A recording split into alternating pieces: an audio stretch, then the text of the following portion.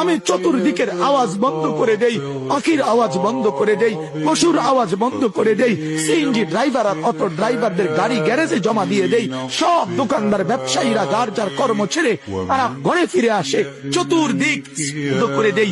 আল্লাহ বলেন তুমি ঘুমাবা বলে, তুমি ঘুমাবা বলে, তুমি ঘুমাবা বলে তোমার জন্য আমি দু চোখে ঘুম পাড়িয়ে দেই।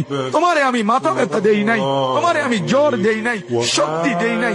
আজকের রাত এই জ্বর সর্দি থেকে মুক্ত রাখছি, তো আমি আল্লাহ তোমাকে ঘুম পাড়াবো বলে। তোমার মা অসুস্থ, বাবা অসুস্থ, ছেলে অসুস্থ, স্ত্রী অসুস্থ, যদি এমন বিপদের খবর হইতো তাহলে তুমি ঘুমাইতে পারতা না।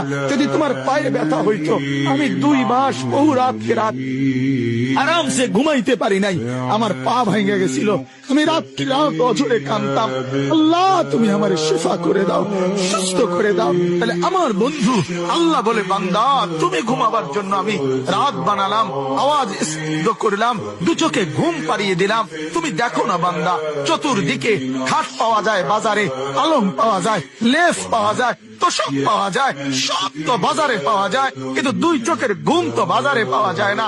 আমি ঘুম পাড়াই, আমি ঘুম পাড়াই, আমি ঘুম পাড়াই, আমি ঘুম পাড়াই। তোমার মা ঘুমায় যায়, তোমার বাপ ঘুমায় যায়, তোমার স্ত্রী ঘুমায় যায়, তোমার বন্ধুরা ঘুমায় যায়, তুমি যেই নারীকে ভালোবাসো সেও তো ঘুমায় যায়।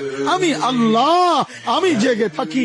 রাত 2টায় যদি তোমার পেশাব করতে উঠতে হয়, বাথরুমের জরুরত হয়, আমি ঘুমাই না, আমি 2 চোখ খুলে দেই, আবার তোমাকে ঘুম থেকে জাগিয়ে দেই। তো আল্লাহ বলেন এত কিছু করি আমি, আমি আমি বিনিময়ে আমি কি একটা সেজদা পাই না? এই নাফরমান সন্তান, এই মুসলমানের ছেলেরা যারা ঢুকছো এখন, বলো তুমি মুসলমানের বাচ্চা কিনা? মুসলমানের বাচ্চা যদি হয়ে থাকো